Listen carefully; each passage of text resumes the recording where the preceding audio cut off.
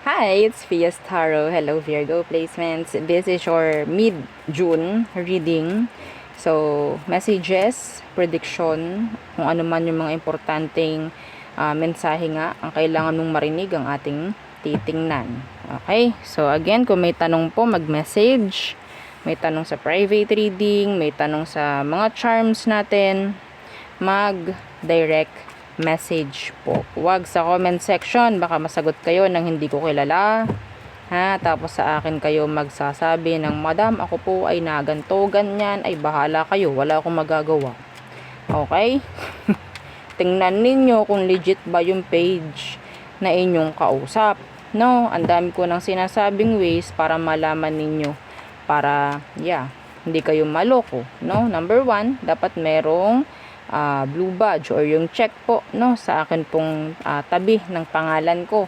Or kung hindi pa rin kayo sabihin nating makasigurado talaga, magpa voice message kayo, no, or video.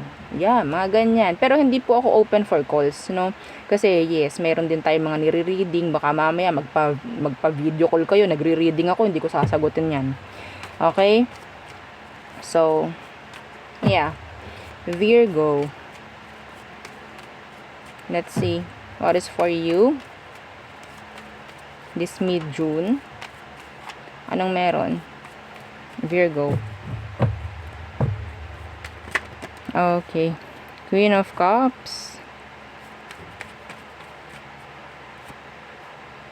Four of Wands. Nagiging okay ka ha pagdating sa status mo.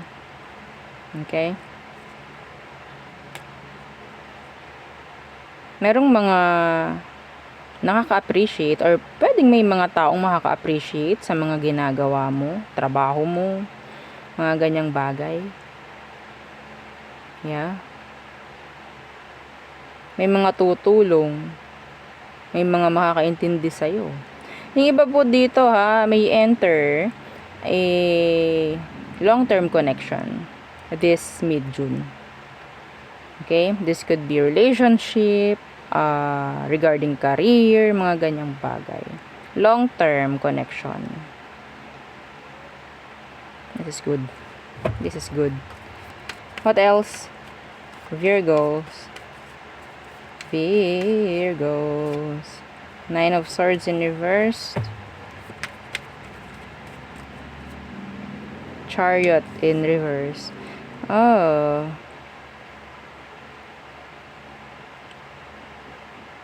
Yung iba dito nakukuha ko yung energy ng parang nasa comfort zone. Okay? Yung iba dito, sinasabihan na pwedeng malilesen na lahat ng mga stress mo. Okay? Lalo na pagdating sa isang sitwasyong hindi po tumatakbo. Okay? Sana naman hindi tayo dumating sa puntong masanay na lang tayo sa ganon. Okay? Kasi this is an energy of ease, comfort.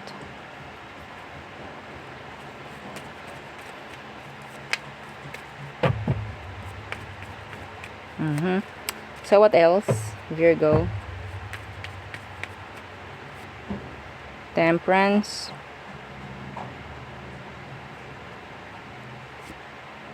Ten of Swords in reversed.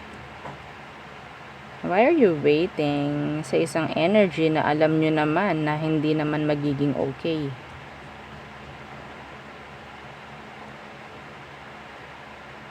Waiting for a return. See, we have here the Three of Swords. Waiting for a return. Wag na.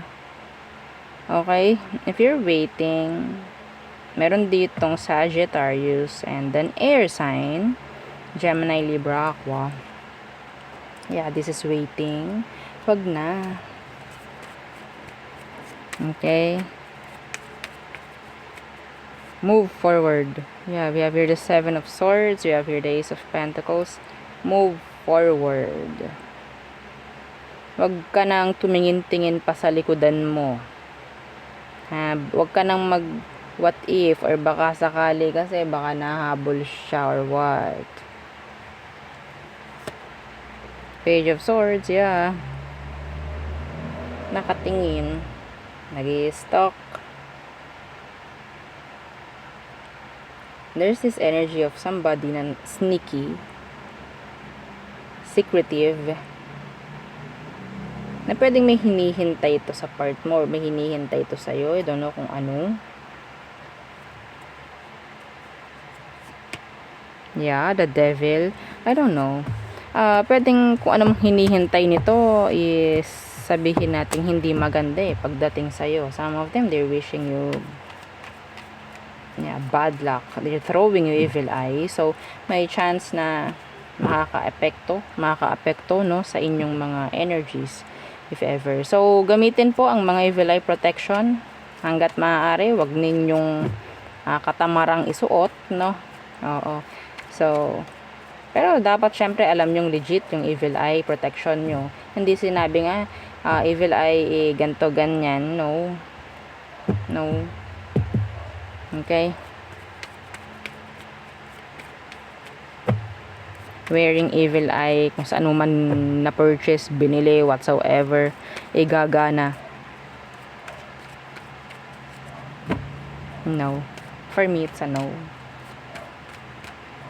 Kailangan pa rin po ng bulong talaga dyan, or ritual. Okay? Sign lang po yan, oo, ng protection. Okay? Pero kung wala talagang protection na nakapaloob, wala ring silbi yan. Okay? So, what else? Queen of Wands. You're, sabihin natin, the apple of the eye. Ano daw? Ganun, oo, yung energy. Yung spotlight nasa'yo, parang kang head turner this mid-June. Okay, marami ang nakatingin, marami ang parang mag-admire sa'yo, maraming magkakagusto, may ganyan. Yeah, we have here the King of Wands. So, this is a pair. Okay, so may chance na pwedeng merong somebody na mag-click yung energy niya this mid-June.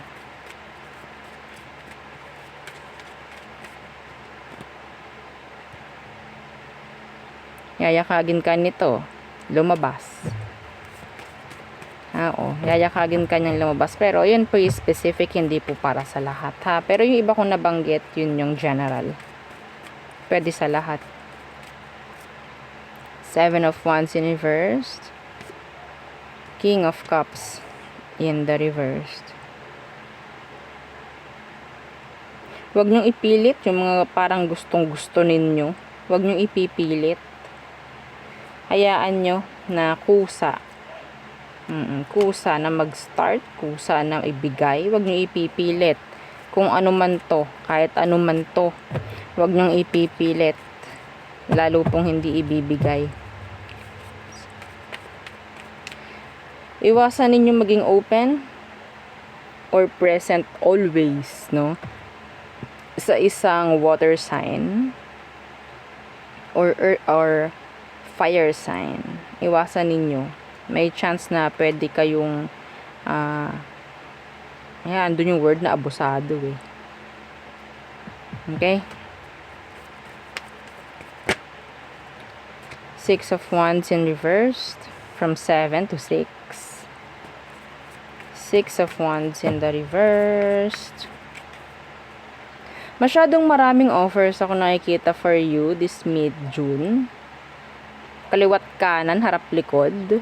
Hindi maiwasang merong mga mabubwisit sa'yo, magagalit, maiinggit. Okay, magseselos. Temperance in reverse, guguluhin ka ng mga to, sisirain ka. Alam nyo bakit kayo sinisira? Kasi buo kayo. Alam nga namang sirain pa ang sira. Alam nga namang sirain pa ang sira na. Siyempre, ang mga sinisira, yung buo. Kaya naman tayo sa na-delay na video. Okay? Tandaan yun. Pero wag kayong papasira. Hayaan nyo silang, lalo silang masira. Yes. So, tayo ay tumungo na sa love for you Virgos. Oo, iba dito talaga atat na pagdating sa love. Yung love lang talagang inaano niintay. Oo, yung mga pauna hindi na O, diba? Tingnan natin. Anong meron ngayong mid-June pagdating po sa love? Oh. Ace of Cups in reverse and the Wheel of Fortune. Meron pong love interest or sabihin natin mayroong magbubukas na opportunity pagdating sa love, pero ang nakuha ko dito hindi mo siya gusto. Pero ang tingin ko ay binibigay sa iyo ni universe to dahil sabihin nating may potential kayo nitong tao. May potential kayo. Tingin mo sa kanya red flag.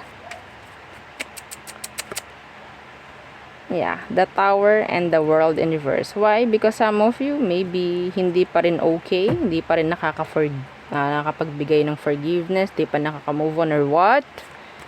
Sayang to. Heal. Okay?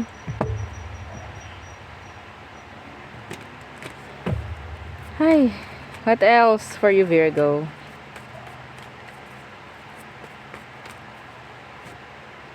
Three of Cups, energy of reconciliation, energy ng third party involved. 10 of Pentacles, commitments, proposals. Okay? Meron ditong energy ng, ang tawag dito, pamamanhikan. Not for all po ha. Yeah. And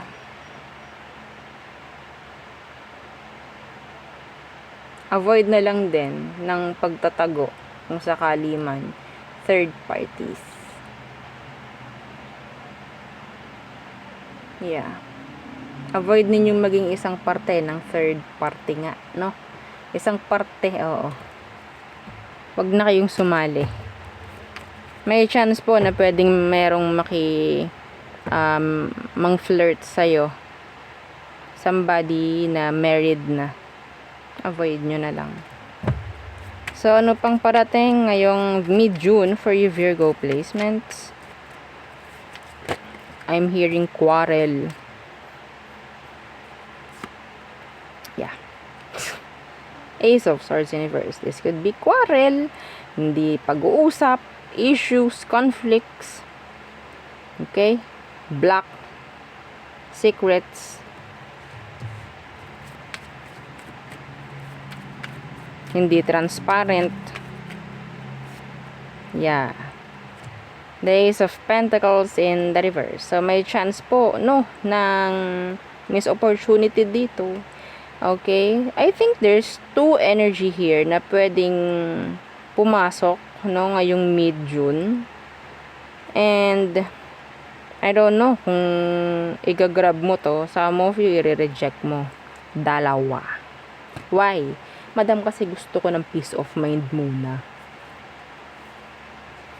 Madam, kasi gusto ko muna na ako'y talagang single na lang muna at magpakasaya na lang muna sa buhay. Ayoko munang makipagrelasyon or what. There's two. Okay? So,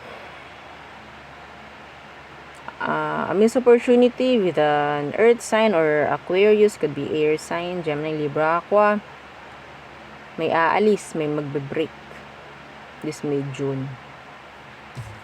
Okay, so there, yun ang akin pong reading for you, Virgo placements. Again, please don't forget to like, share, and subscribe, and follow our FB page and sa nating YouTube channel na nasa description box below. Yes, again, thank you. Goodbye.